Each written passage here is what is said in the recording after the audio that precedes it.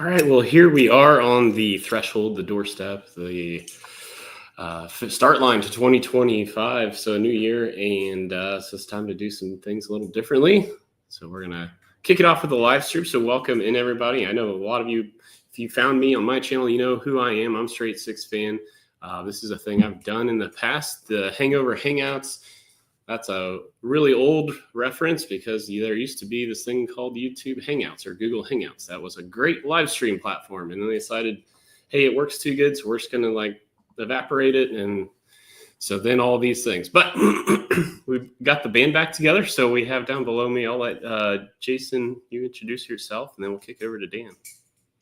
Well, I am what used to be the car guy of the Car Guy and Six Fan show when the band was together. Grant and I, we were doing some live streams there on Thursday evenings. So my YouTube channel is Old Car Guy, and we do a little bit of everything over there, have a little bit of fun. We're doing live streams, we're doing podcasts, we're doing a lot of fun, neat projects as well, and happy to be a part of Grant's Hangover Hangouts here for 2025. Hey, I'm Dan, Greasy Boy Customs. Some of you may know me, some of you may not. I do YouTube videos, but my primary focus is running my hot rod shop. Until recently by myself. I got a part-timer now, but we do a little bit of everything over there, and we do YouTube videos, instructional stuff, and we do just filming some idiocracy that happens over there. It's entertaining either way, and I'm glad to be here.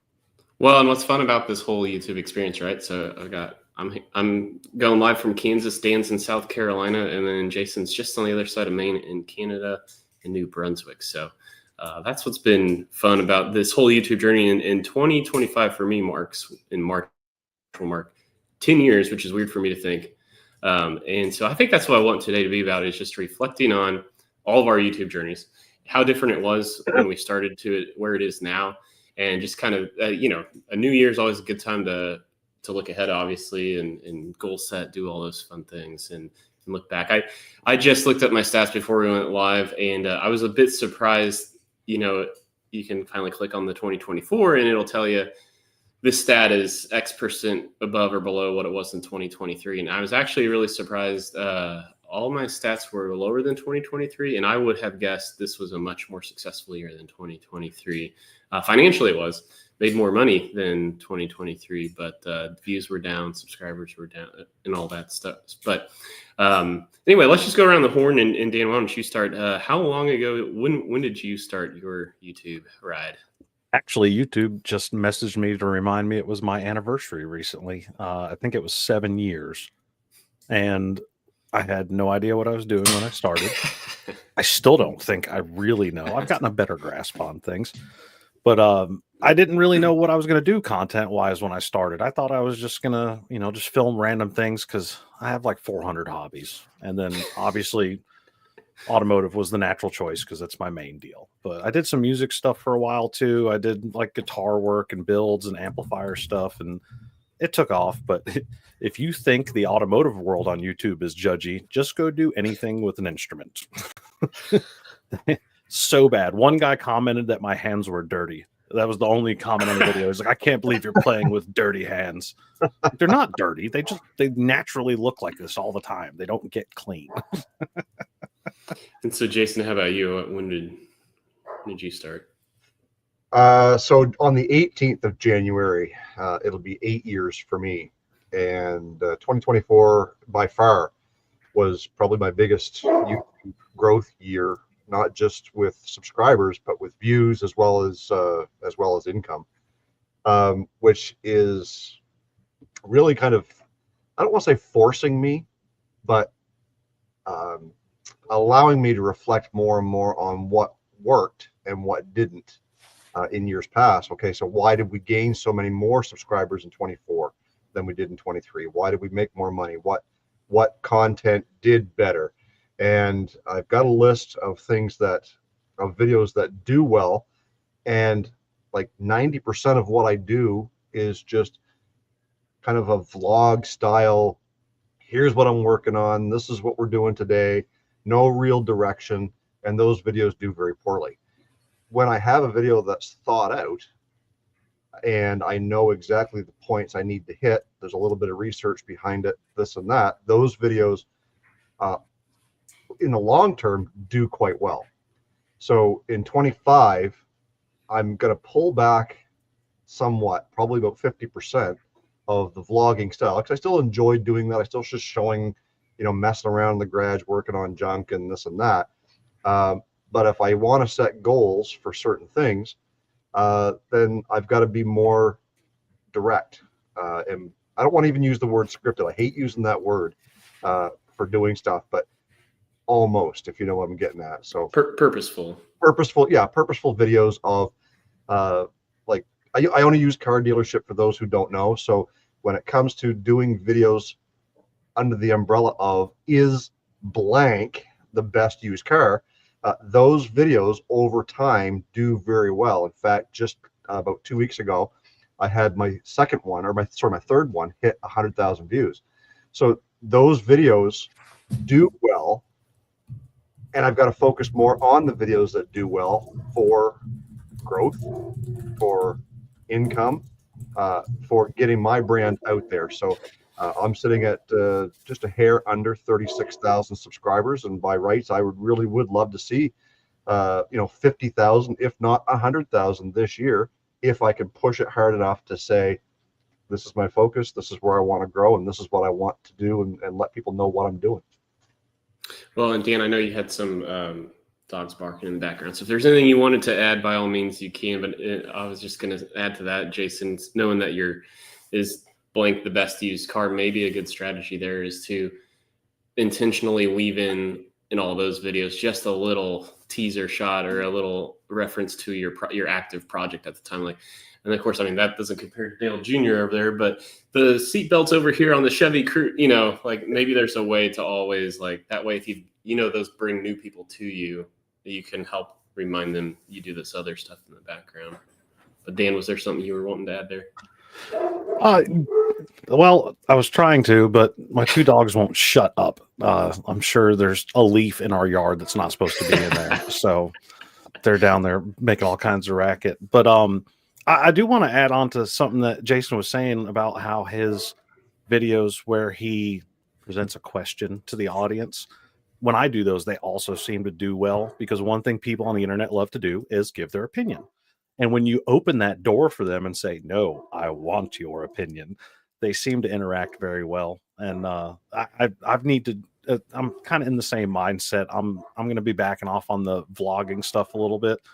I feel like if people want to see that, they can just go to my social media channels and watch my stories and my day-to-day routine. And I'm actually going to get away from doing full build videos.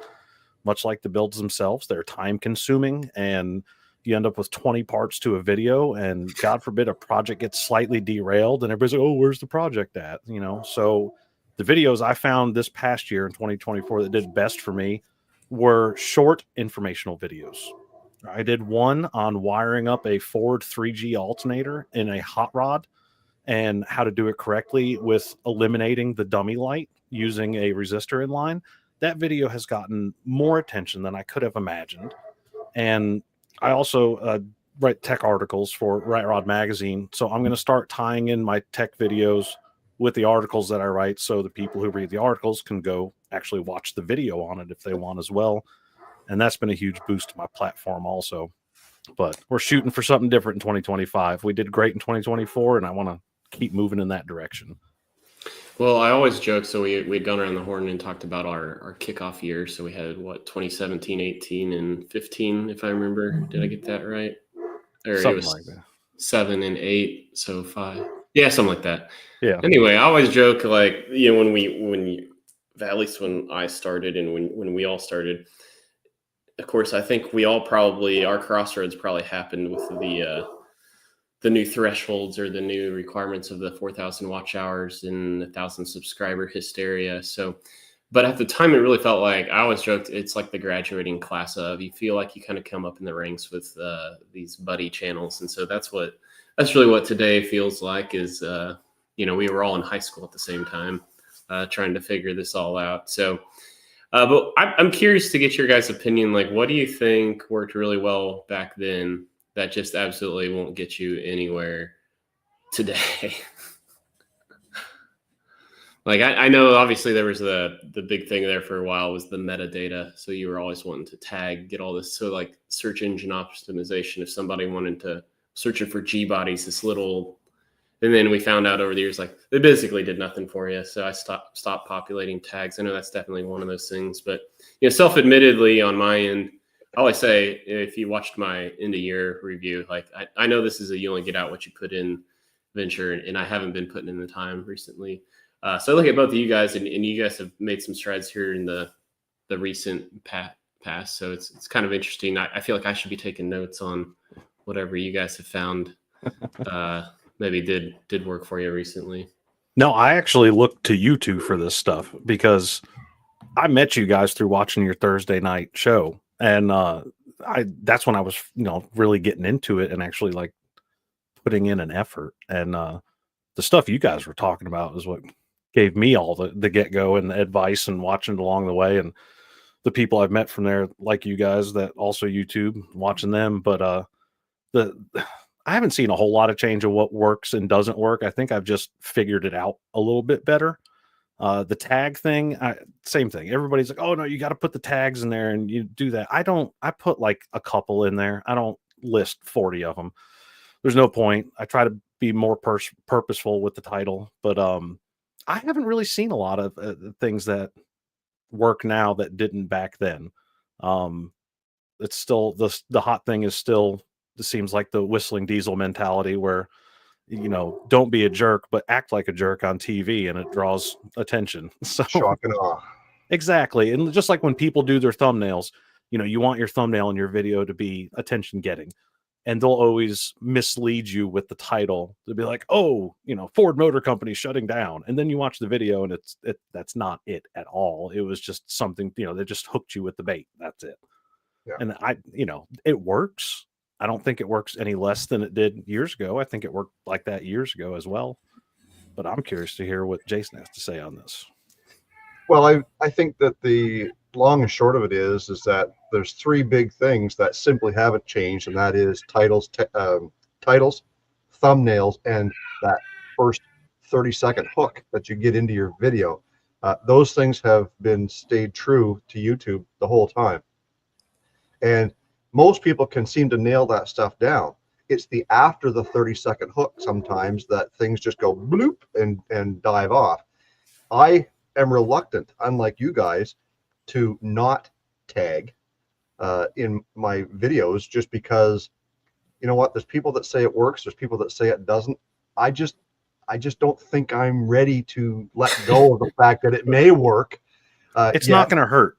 Yeah, exactly, and I don't think it hurts. So we've had Dan Courier on he's kind of a YouTube help type guy on our show before, and I actually just recently reached out to him and just to get a few little insights, and some of the things that he told me last week are some of the same things he told me 4 years ago when we were talking, when we had him on the show. So again, there's just some things that just don't change, and I think that as YouTubers who are trying to grow your channel, no matter whether you've got 5,000 subscribers, 35,000, or 1 million, those three things are constant.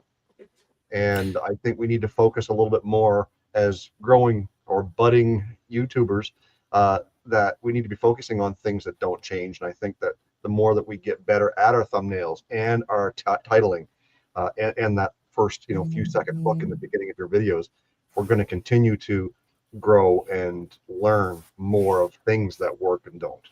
And that's one thing I've been slacking on, is that 30-second, that intro and creating the hook to draw them in. I forget about it, because I got to remember, in the words of Joe Dirt, it's not about you, it's about the consumer. Sometimes I forget that I'm not making the video for me. I'm making it for other people. I want to draw them in and help them out and get them into it. And that's something I'm glad you actually mentioned that, because while you were talking about it, I was like, damn, I don't do that at all. Yeah, I'm slack about it. There was a point in time I tried to be real intentional about, like, if whatever the hottest part of your video is, and that might end up at 3/4 of the way through the whole edit, but whatever that the hottest 3 seconds is, go ahead and clip that out and throw it in the intro. I mean, that's like what Roadkill kind of did, right? Like, so then, like, oh shoot, what happened? Like, why did that? Like, when the best one I ever did was when I was pulling the motor out of my F-150. Like, I think it was hung up on the transmission or something, and we were prying something loose, and something just, like kind of like jostled loose. And so that was real dramatic. Everything was fine. Everybody was safe. But like, Yeah, I clipped that into the intro, and that seemed to be one of the, actually, as that one's aged, that one seems to be doing well. I tested out the AI tools and renamed that one to see if that would do anything. It seems to maybe have, but it was like, pull a 300 forward like a pro. I'm like, well, that's not true. But we'll see. We'll ride this one out, Do a brake job in 3 episodes as opposed to 5. Exactly. Throw that in there. I'm gonna go strangle my dogs. I'll be right back. Okay.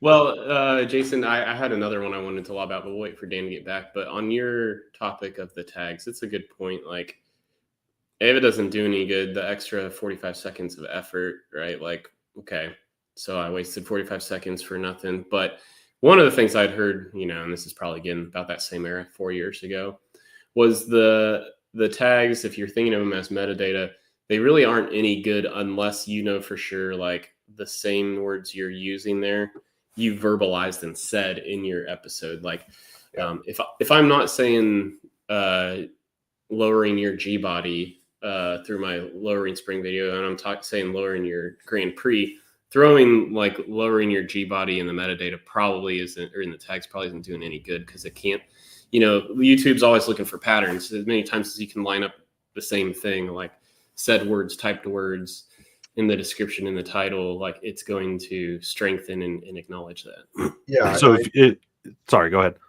I was just going to say that I think that the YouTube algorithm is becoming more and more learned AI wise, to the fact that you can simply say in your video, hit that like button, and the person watching it, the like button does a little twinkle and lights up. Huh. That's something that I didn't realize happened. Me neither. Recently. So the algorithm is hearing you say, hit the like button, and the like button will dance. Twinkle. So if you guys are watching this live stream right now, hit that like button, because those are some of the things that we try to do in our videos, is to get our, our consumer to be an integral part of what we're doing. But my point was, with the whole AI being more and more learned, is that if you are, like Grant says, if you're saying the specific phrase that's in your tags, maybe there's where some of that AI comes into play, to say, okay, I didn't just tag it, but I'm also saying it. Yeah. Because before, when we were growing our channels way back in the early days, it was, you need to use these tags for searchable content. You need to use these tags that you're using in your description, that you're using in your title, that you may be using in your thumb. Like, they all need to tie together. I think it's further than that today than what it was 7 years ago when we started, because the AI is smarter now, not just seeing those items or those words tagged in the tags, but hearing you say them in your video. I think that's a thing. The AI stuff has definitely stepped up quite a bit. I don't hate all of it. Some of it's been super helpful. I even downloaded that thing. It's called Opus. I don't know if So my neighbor does drag racing, and he was like, man, you should try it out. And I did. And it's really cool if you have a longer format video and you want to make teaser reels. It does a pretty good job. And it auto populates the text on the screen, which is great. That's another thing too. I've noticed that's help is captions. I'm getting more views with having captions, and seeing more views in other countries, which I hadn't before, because I'm actually I'm not uploading captions on YouTube, but I've seen an increase in that. A lot of Spanish speaking countries. So I'll take it. Maybe I need to go to Mexico and build some cars down there for a video. That'd be really cool. I probably wouldn't come back. Well, Dan, I wanted to circle back around. You're talking about your 3G alternator video. Yes. And that goes back to the age old again. If you're going to do a decade long cross section here talking about what worked then versus what now. You know, the question that never changed over that time span has always been, how long should you make your videos? And, or as one of my coworkers would say, how long is a rope, right? Like, well, it's as long as you need it to be, Yes. right? But I'm curious, obviously the YouTube shorts thing has interjected itself, and now they're going to let you do what, 3-minute shorts. So I'm like, well, is that even short anymore? You know, like obviously vertical format's here to stay, but you were talking about the more condensed, concise. Mhm. I'm just kind of curious, what length did that video end up being? It wasn't, I think it was less than 3 minutes. I'll see if I can pull it up really quick. It was short. It was to the point. There was zero BS associated with it. And I was really impressed because I thought it would be a lot more. When I was doing it, I thought I was going to have to make it a lot longer than it was. But when I got to the editing stage, I thought about how popular the shorts had become. And shorts have been great on my channel. Just like the reels on other social medias. So I was like, let's break it down. So I believe it was, I couldn't find it real quick. I think it was under 3 minutes. And I think I always had the rule that I like to keep my videos shorter than the amount of time you spend on the toilet. Because that's just as a good gauge. Because that's where I do a lot of YouTubing, and not filming, but watching. And then again, maybe I'm missing out. Maybe the OnlyFans thing. Maybe I need to hop on that train and do an Only Dance. But I try to keep them short like that. And I loved doing long format videos. I was like, oh, I'm gonna be like all these bigger names, like like Vice Grip or somebody like that. And it doesn't work for me. That's not what my audience wants. They don't want 20 minutes of me working on one vehicle and fumbling around for tools. I put little clips of that in there just for entertainment value. But, like you said earlier, like the 30-second intro, like something falling down or breaking, leave those clips in. People enjoy that part. But yeah, I think this year coming up, I'm going to try to keep most of my videos under 5 minutes if I can. But, the ones that I've kept under 2 to 3 minutes, that are essentially, I guess, a short now, they've done well. And that actually leads me to a quick question. Sorry. So the shorts, if you upload a short as one thing, but if you uploaded the same video as a regular video, the view count is amazingly different.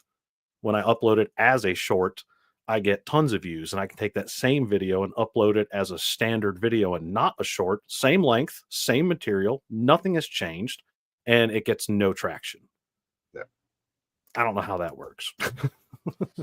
I guess when people are more inclined to watch shorts, or they push shorts into it. If you're watching shorts, I'm assuming they're not going to put a 4-minute regular format video in front of you.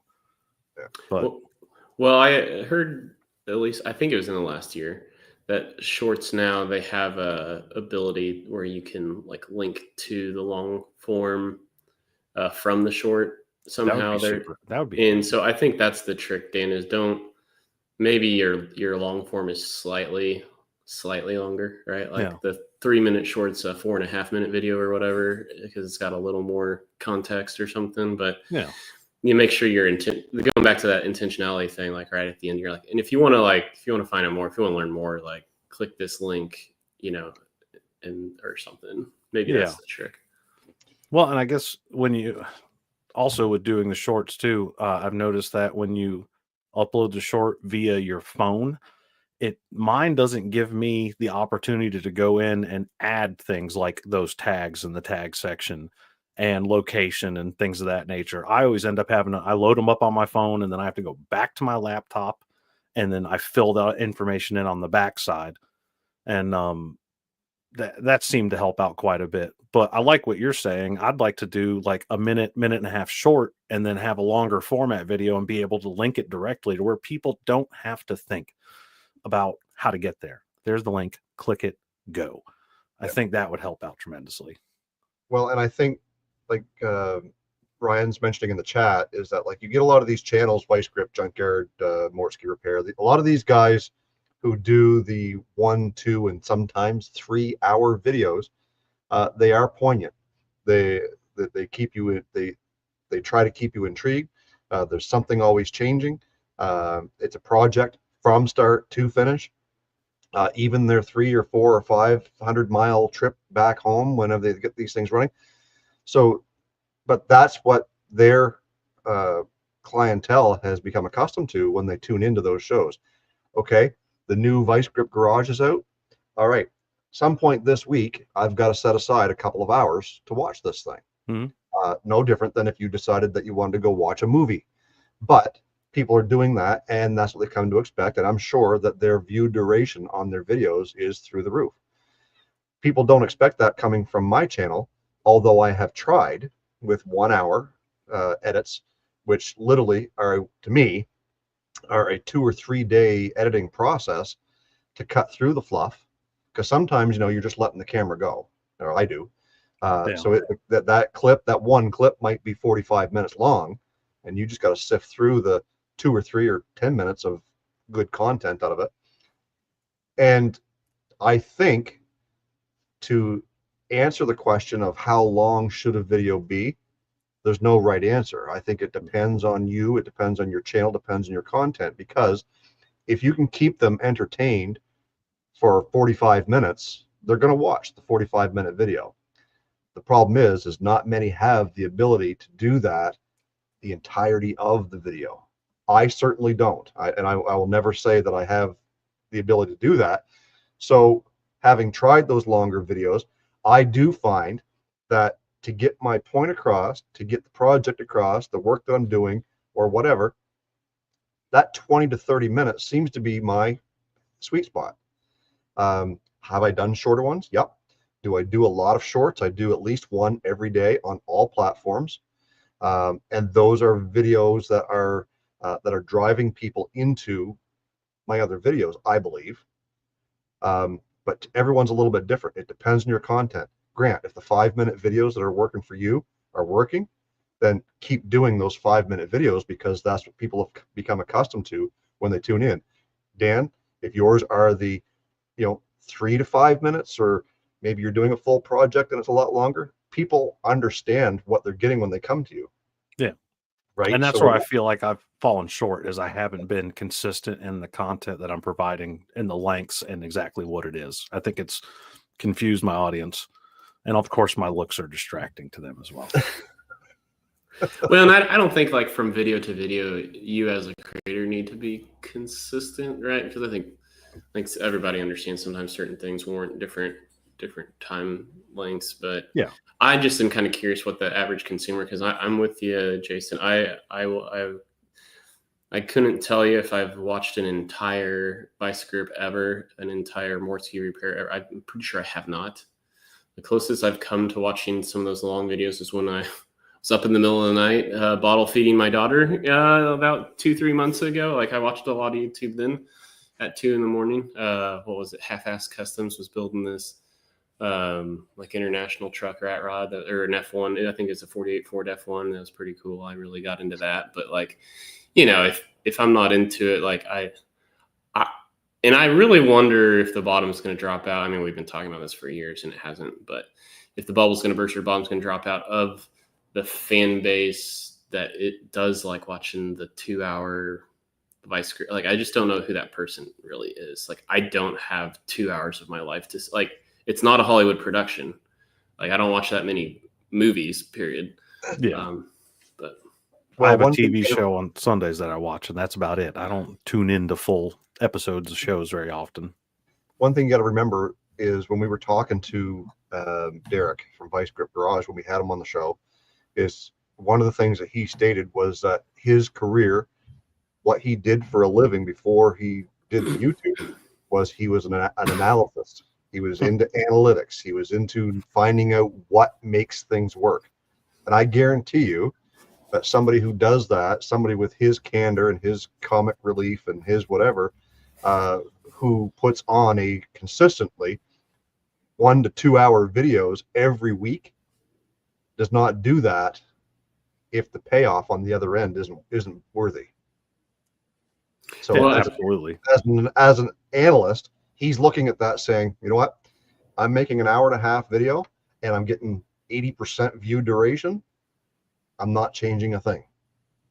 Well, and that's what I was gonna kind of say to you, Jason. Even though you've done a few hour videos, and you're like, it's not worth the ROI doesn't feel that way for you. But Not but yet. if they're performing similarly to your 20-minute, if you get 20% audience retention on an hour versus a half hour, right? Like you have twice the watch time, and YouTube does pick up on, well, if that person's sticking around for 20 minutes on Jason's channel, we want to direct more people to Jason because we know we've got 20 minutes of people seeing ads, or the opportunity for people to see ads is on average 20 minutes. So even if you don't think you're good at them and you don't like doing them, that I think there's something to be said with just do it anyway, for that reason. Well, and I'm just looking back very quick on some of these videos for me that recently I did. That was an hour long. So when we got my brother-in-law's Lincoln on the road, we took it for that first drive. We did a lot of work in that video. It was 55 minutes and 40 seconds long. But when you go and you look at the average view duration was only 10 minutes and 46 seconds. So could I have made that whole video into a 10-minute, 46-second and got the full 100% view duration? No, because unfortunately it doesn't work that way. But I was testing when I made that video of 3 or 4 different days that we worked on the car over the course of 6 weeks and put it into one video. And from start to finish, drove the car at the end of the video. And that was the initial goal. So it was a test for me. Will it continue to do well? I don't know. I mean, I published that video.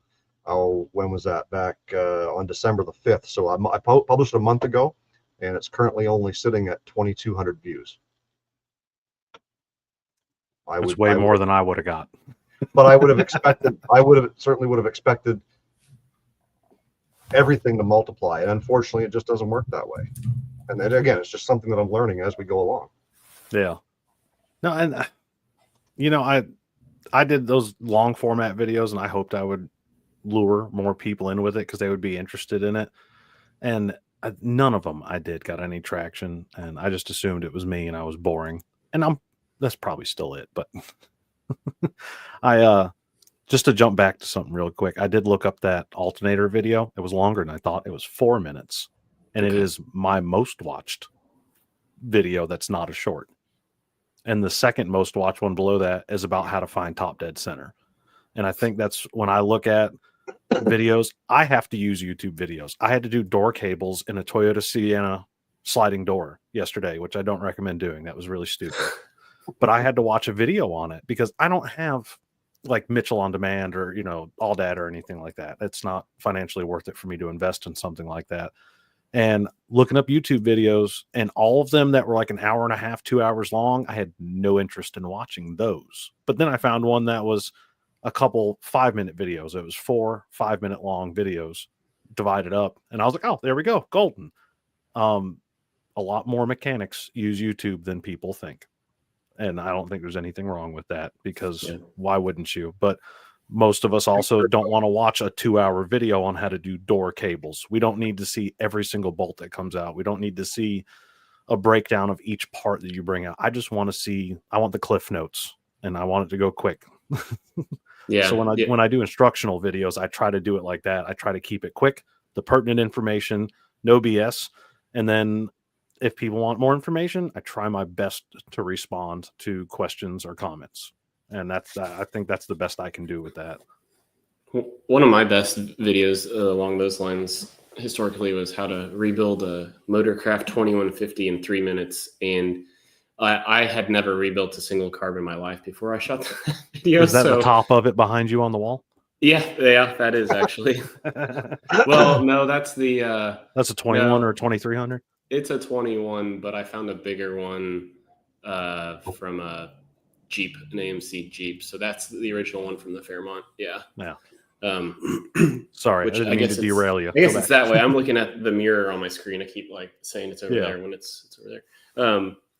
But honestly, all I did was, I bought the rebuild kit from Mike's Carburetor, right? And it's got an exploded view of all of the parts and pieces. And they give you step-by-step instructions.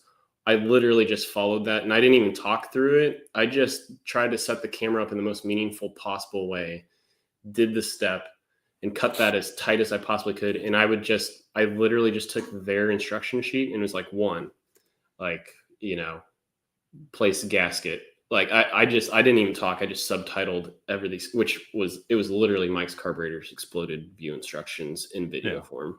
But nobody knew that. And people are drawn to that for the same reason you talk, Dan, like, well, I don't have an hour and a half. I want to like cut to the chase, help me understand. I just want something I can follow, see, pause, do the thing, hit play, hit pause, hit play, hit pause. Yep. I don't need an hour and a half to wade through. So that's a good, healthy reminder. And that's why I think instructional videos should be quick and to the point, and non-instructional videos, that's where you can spread your wings a little bit and spend a little more time on things and make it more of a production, I guess. And with that, I've had a lot of luck with doing the instructional videos where I'm not in the video and I just do a voiceover on everything. One, it helps me to think about what I'm saying. And again, I hate to use the word, like Jason said earlier, script what I'm going to say a little bit better, but it makes for a better video. And it's not BSing. I'm not lying. I'm just, choosing my words to provide better content. It's not like Orange County Choppers and I'm going to throw a chair in the wall or something. Sometimes when you're doing an instructional video, things that you should be saying don't come off the cuff. Yep. Right. And that's when you realize that when you're editing, you're like, oh, damn it, I should have said this, because now people are going to be, blowing up the comments section saying, oh, well, you forgot the most important part. Like Lincoln Town Car, for instance. Right. But back to what you said earlier, too, Dan, is I did a video one time when I did a rear end swap in my Grand Marquis. I went from an open differential to a locking differential. And one of the problems that I had was getting the pinion, the bolt out, the little tiny, whatever it was. The one with the 8-meter head. Yeah. So, because it was all, bent over, everything was just sliding on it. And so I just grabbed my ball peen hammer and I just give it a couple of whacks to bend over the tips on the hex. And then I just pounded a socket on it. I'm thinking, you know what? Someone's going to need that information at some point in time. That'd be a great one to segment out by itself. And I did. So I stopped what I was doing and I created a whole new file. And I'm like, okay, guys, if you ever run into this situation, here's a quick tip that just worked for me. Do this, do that. The video was literally less than a minute long. It was a short.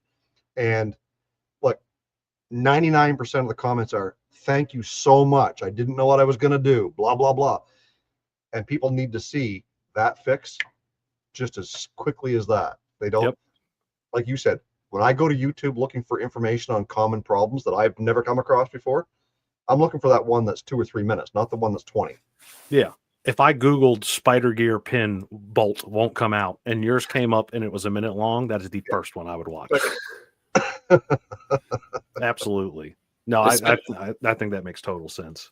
Especially, we've all been there too on a certain repair when it's like, crap, I mean, I have to get it done this weekend or I'm not getting to work. So like, I don't have time to see which one's the best. I just need the information and I need it now. And like, I'm already pissed off because I'm stuck. I'm at this crossroads, but yeah, absolutely. No, I've been stuck several times and I hit the old Google machine up and there's usually a YouTube video to solve my problem. Having the right wording helps too. Your earlier comment about mechanics watch YouTube videos all the time. Like, that's just literally the world we live in. I was, for Christmas, my dad, he bought a new tractor. He's retired, but he bought it. Well, he bought a tractor, a case from the late 70s, and Mom downloaded the PDF like shop manual. And for Christmas, I was gonna like print him off a new one until I realized they were each like 1,000 pages, and they of course had like 8x14s that would like fold out, because the diagram needed to be bigger.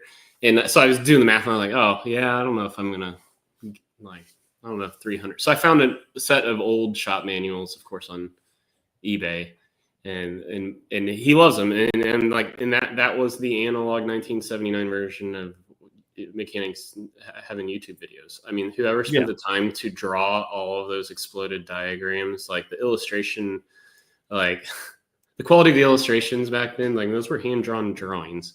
And my dad's never going to rebuild the diesel motor on his Case 1070. And who You never here, know. who here owns more than one Haynes manual? Oh yeah, absolutely. Right? Like it's the same thing. Yeah. There's information in those Haynes manuals that you're not going to find on YouTube or Google sometimes. And having those printouts of the schematics in the back are great. Yeah. And the whole thing is, my shop, we're a used car dealer. We're basically we're a maintenance driven store when it comes to dealing with our customers after the sale. We don't do huge diagnostics. We don't, when it comes to electrical issues or mechanical issues of there's some things that we don't tackle. So when we get a new something, Google and YouTube is where you've got to go to see, okay, this is the problem that we're having. Has anybody ever had that before? And what direction did you go that seemed to work? And a majority of the time you go and you say, okay, well, somebody said check XYZ. So you go check XYZ, sure shooting. You look, oh, yep, that is a common problem apparently. So we had something like this when I worked for Freightliner for 7 years as a diagnostic technician. And you work at a dealership or a car, repair shop, you have Mitchell or Aldad or whatever you use. But like you just said, well, what if somebody else has run into this problem and they already know the answer or a better resolution? That's not listed on there. But when I was at Freightliner, they came out with this. It was on our Daimler Trucks like website we would go to, and it was basically a message board for all of the technicians that worked for Freightliner. And you could go in there. Oh, this one keeps blowing the F7 fuse. You Google it in their machine, and all of a sudden it pops up in 20 texts are like, oh yeah, no, it's no problem. Just go down here to the frame rail, 2 inches back behind the steering box. It rubs right there. So if they don't have a service bulletin on it already, you have that information. And that's the same way I use YouTube. I've rebuilt 1,000 carburetors, but maybe I'm building one and I'm having trouble with it. Where am I going to go for that information? There's no old school carburetor guys around by me, so I got to figure it out. And luckily we have YouTube. You can go on there and you can find the video that you need or one that helps or gets you in the right direction. It has saved my butt countless times. And I don't think it discounts a mechanic's abilities to have to rely on an outside resource like that. No one knows it all. And if you think you do, you don't. Well, Dan, that leads me to the next topic. You jostled something loose there. Let's talk about haters now. Because I remember when I was struggling with the carburetor issues on the Fairmont, and I had a Chilton's manual. We're going to kind of go full. We're going to weave a bunch of topics here together that we just talked about.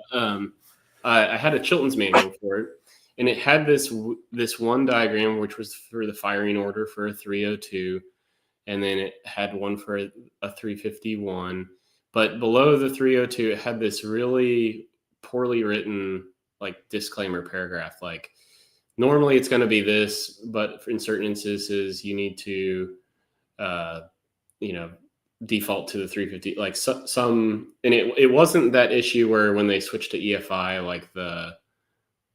what is it? The water pump spins backwards. It wasn't like even that. It was just like there was some, and I'm like, I was just at my rope's end of like, I think I have everything right. But so I took a screenshot of that little illustration, and I'm like, can anybody help me out here? Like the way I read it, I should be, and this is how I have my plug set is to this firing order. But is there any reason why I should be acknowledging this paragraph below or whatever? And someone's first comment was like, if you have to ask this question, you shouldn't even be on this group, which was like a small block Ford Windsor group on Facebook. I'm like, no, isn't the reason for the group to exist is to help people out with small block Ford? Like I was like, I've crossed all the T's and dotted all the I's, and I'm just double, triple checking, and I'm just trying to look for anything, and someone has to still be an asshole. So do you guys have a good, what's your best, I guess, hater instance of 2024. Jason, you have a gold mine. I know. Yeah, I get like every other week a little screenshot. Well, Grant and I have been on the same page when it comes to haters for a long time. I've recently changed my mentality when dealing with haters. Used to be, somebody would say something very, very hard, very hurtful, or whatever. I used to take it a little bit personal and be upset about it. And I'm like, you know what? Screw you, man. I don't know you. You don't know me. I'm not taking this personal. But, you know, what is going on in your life that's so bad that, you know, you've got to go troll on the internet to people you don't know? That's the approach I used to take to deal with them. But now I screenshot and share it with the world. Yep. Like, you want to be a jerk, then you're going to get called out. You know, I recently posted a short video talking about, not all, that's not what I said, about ignorant Americans. When I said that, I meant those are the ones who, every time I mention that I'm Canadian, choose to point out something bad about the fact that I'm Canadian. And so I made a post about it. The comments blew up. There's over 200 comments in that one short. And I recently did a video where I broke a bolt on the thermostat housing on my Suburban. Oh yeah, I And saw that one. I'm not a welder. I never admitted that I was a good welder. I've consistently said how inexperienced I am. I mean, man, I'm almost 50 years old. I'm not much of a welder, never took the time to learn, blah, blah, blah. And throughout the whole video, I'm saying this. And I'm just reading one here that came up that said, sell your tools and your vehicles, go buy a effing purse and a bag of tampons. That's what Buddy had commented. And of course, my response to that when I shared it was, you know, tell everyone you're an asshole without telling everyone you're an asshole. Perfect. Right? So if you're going to troll me, I'm going to troll you back. And I'm only getting better at it. So, and look, the one-liners are the best responses. When you hit them with a one-liner and there's no gray area, you're not getting emotional in the text. You're not personally involved. Just like, you know, F you. Bye. yeah. And I mean, and I don't go that route to swear back at them, you know, No. like, but look, if you're gonna prove my point, I'm gonna call you out on it. Yeah.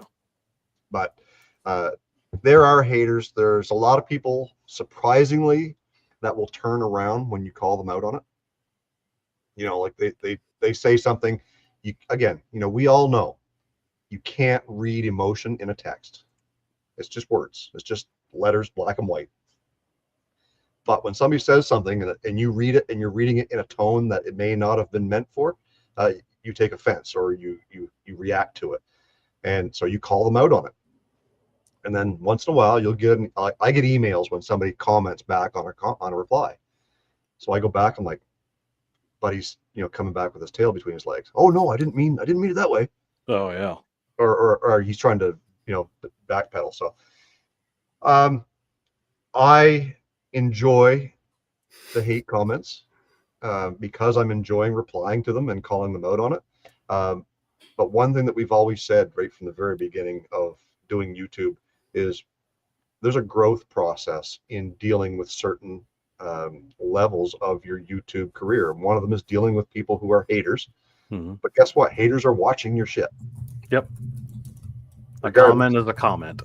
Interaction is interaction. YouTube does not look at a hateful comment as that guy should be banned.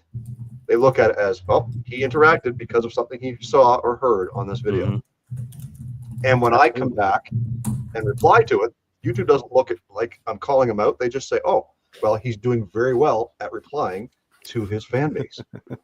You know, so it's win-win for me, boys. I don't care what you think. No, you're absolutely right. Dan, do you have a good hater anecdote from the last other the Greasy the you shouldn't be playing guitars with greasy hands, Greasy Boy Customs. Like, oh yeah, absolutely. I wish I could find that comment quickly. I think I already deleted it out. When some are long-winded and they're just absolutely obnoxious, I'll delete them. If they're not that bad, I leave them up there. I don't have any specific ones that really hit me this year. Most of the ones I get are, the tire. Okay, here we go. So Josh from Village Customs had this problem one day, and then I experienced the same problem. And he was telling me about how he had threw some wheels on a car just to roll it around the shop. And the first comment was the tire's on backwards. There was a directional tire and he had it mounted on the wrong side. And he's like, it's a roller. It's not dry. We're just pushing it around the shop. This is for function to move. That's it. And I was like, oh man, that's ridiculous. Nobody will ever do that to me. Well, this past year I did a 51 International truck and like big fat tires, like 22-inch wide Mickey Thompsons in the back. They're directional. I had them just stuck up there for measurements. And the first comment, hey man, those tires are directional. Do you know what you're doing? And I'm like, and I have to stop myself because my typical response would be, like Jason said, you want to take it personal, but I don't. I stopped and I just commented back, this is just for rolling around the shop. This is not for going down the road. Thanks for your interest. Yeah. And then he didn't respond. I wasn't being rude. He was being a little rude, but that's just stuff like that all year. People, you're putting a Chevy engine in a Ford. What's wrong with you? Well, I'm sorry, you're not paying the bill on this. So it doesn't matter. But I'm not building it for you. I'm building it for whatever. Yeah. I've taken the same kind of approach with haters that Jason has, don't get too involved, but let them know that you're seeing it. And I'm also surprised at how many people think that I don't see the comments. Sometimes people leave comments and they're like, this guy doesn't know what he's doing. Well, I'm this guy. I posted the video. Like, there's only 3 comments on the video. I'm not that popular. I'm going to see this comment. And one of them on social media, I messaged him directly because what he said was, this was a couple of years ago. He had said something that was very obscene and not something. It was, not something I want on my social media channels. And approached him and I was like, I don't know what possessed you to do this, but please stay away from all my platforms. This is not what we're about. I'll be deleting your comment and any future comments that you try to make. And that's how it is. But I am thankful that I don't get too many. I see a lot of the females in the industry get terrible comments. And Caroline from HH Wheels, she posted up a while ago some of the comments that she gets on her videos. And I don't know how she keeps her cool because bravo to her. I would have lost my crap and it would have been not well in the end. But she took it with grace. And I guess, just like the 3 of us probably get generally the same type of comments. So, I guess it's a little more normal for us.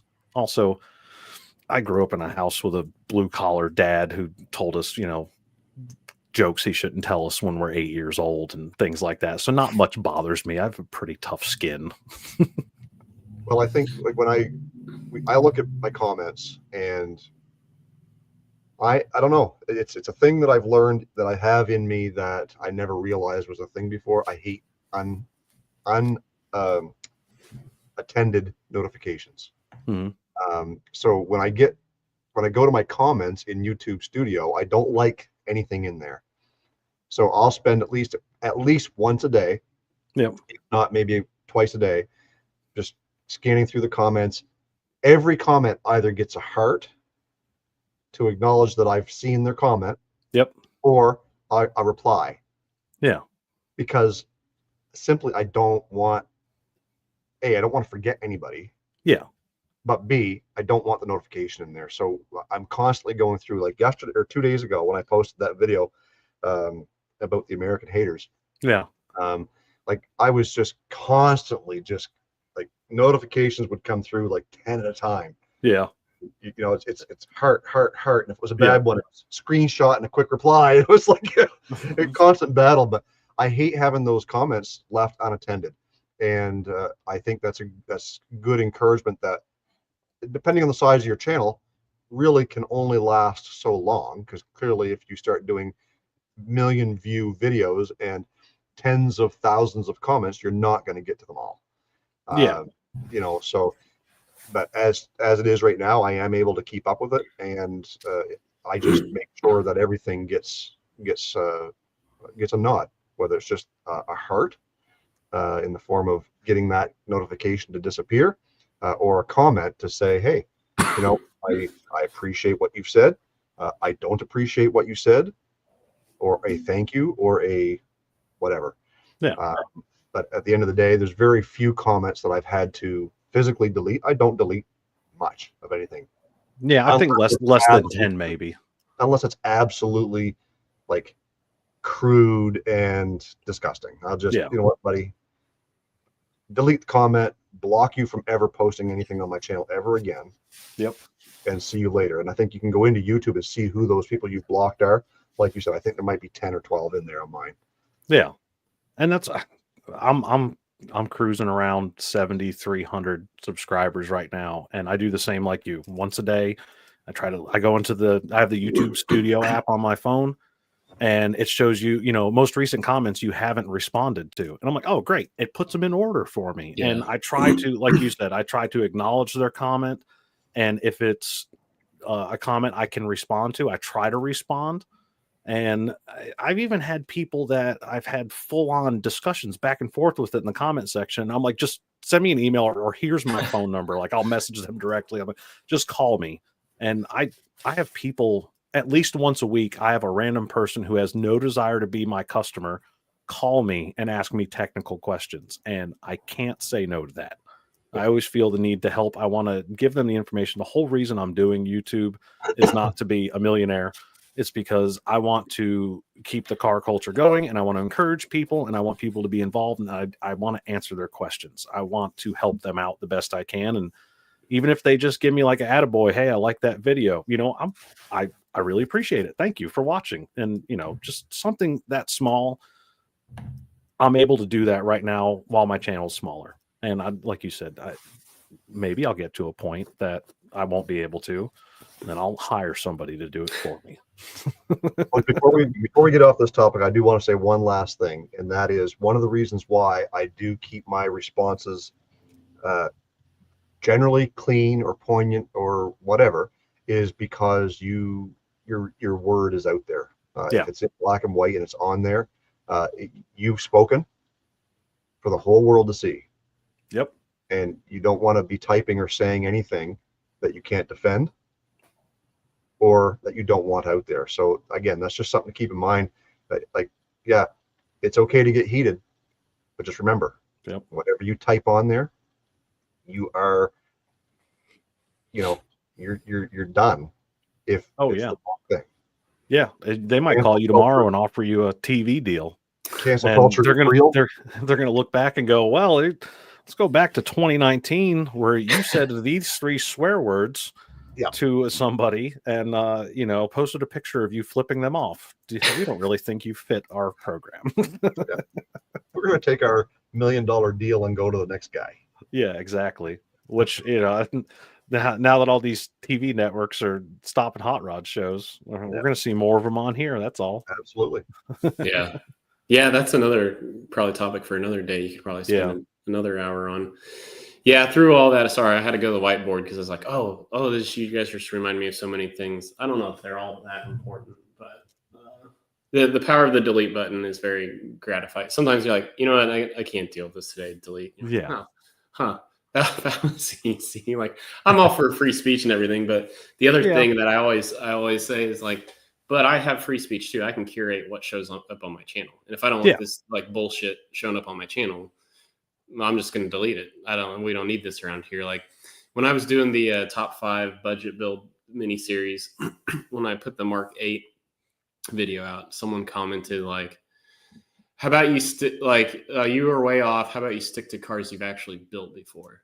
And I was like I had replied to him like, all right, well, do you care to let me know like where I missed the mark? Like, I mean, I was giving you reasons why I think these are great budget builds. I don't know why you're so torqued off that I don't know enough about a car I haven't built to suggest that it's a great candidate. This is Grant's opinion. Well, I mean, it was just like, why are you so fired? Like, are they expensive to work on? Is that what you're mad on? They're not actually good budget builds because they're money pits? Like, I mean, it was just like, what? But I think the one historically for me that like takes the cake was I watched somehow on the algorithm came up a guy built this really cool like bobber motorcycle. I don't even remember what brand it was. I'm just gonna say it was a BMW, but it was, for me in my style, I was like, this is really freaking cool. And I made a comment. Someone's like, I have no reason to ever be on a bike. Look, like I just haven't killed myself. Like I made some comment like that. Like, but this is really cool. You knocked it out of the park. Like great style. And then some other commenter commented below me and said, "You have no business even watching this video." Or so it was just like what? Like and then he got ratioed after that by tons of other people. You know, so it's when you're talking about that the female creators. Like I think you know, if you see it happening, the best thing is when your community goes to bat for you. Like, so if Yep. you can Absolutely. go just hammer some jackass so she doesn't have, like, if it's happening to her unfairly too often, like, we should go hammer those people. Like, Yeah. don't worry about your own haters. I had another female creator friend of mine had the exact same situation, and I messaged her directly and I said, do you want me to say something, or can I say something to them directly? And she said, go ahead, just don't put my name in it. I said, no problem, I got this. And I wove a finely made tapestry of insults to this gentleman. And if it's one thing, like I said, having a coming from a blue collar household, I'm really good at swearing and insulting people. And I just let loose. And unknowingly, there was 2 or 3 other gentlemen that had done the same thing. It's not a helping a damsel in distress situation. It's just, you know, we see that it's awful, it's terrible. And no matter what she says, this person is going to be negative and hateful. And obviously, you know, whatever they're learning in their mom's basement while they're, you know, living off ramen noodles for the rest of their life has brought them to this point. And you know, they're not going to change. They're always going to be that jerk, that asshole, whatever you want to call it. And you know, just get in there and insult them a little bit. Maybe make them cry a little bit when they sign off. That's fine. Now, the last thing I put on the whiteboard that I could have probably dropped this in about any time through our whole conversation here, but I was talking to Darren earlier this year on Half Fast Garage, and he was, you know, he blew up from success on shorts, and he was talking about, he was talking to another local creator who I think is like a plumber or something, but he learned from this guy, the plumber, like apparently there, and I didn't even know this, apparently there's it goes back to the directional tire thing, Dan. Mhm. Apparently there's a right way to put Teflon tape on. There is. And I didn't know that, but he Yep. intentionally made a short doing it backwards because he Yep. knew how many people who would get pissed off and tell him he was wrong. And that video has, you know, like 750,000 views on it. But I think there's something to be said about, like, he's out there playing chess while we're playing checkers, right? He's like, no, I know how to put it on right, but I'm gonna put it on backwards just so that I get this channel exposure. I've seen some of those videos where some of them it's blatantly obvious. Some of them are obviously doing it incorrectly just to drive attention. And some of them, you know, they didn't realize it. And I had a situation like that. I was using an adjustable wrench. And one of the comments I got was, you're using it backwards. Now, with that being said, there is a correct direction to use an adjustable wrench. I know this. I've had other people tell me this before, but when I'm just like snugging some lines up and not cranking down on them, I don't care what direction. It's going to be whatever direction it fits. And just, you know, like my same mentality that everything is a hammer. Sometimes you just have to alter the way a tool works. It doesn't mean I'm ignorant. It doesn't mean I don't know how to use it. But I have never once watched a YouTube video and be like, oh, they're using that tool wrong. I should really know. You know, and I don't get why other people do it. I mean, I've been doing this for 20 years and they think that I'm new and I haven't been doing this stuff. And it goes like that with anything, though. You know, we have millions of people, possible millions and millions of people that could see your content.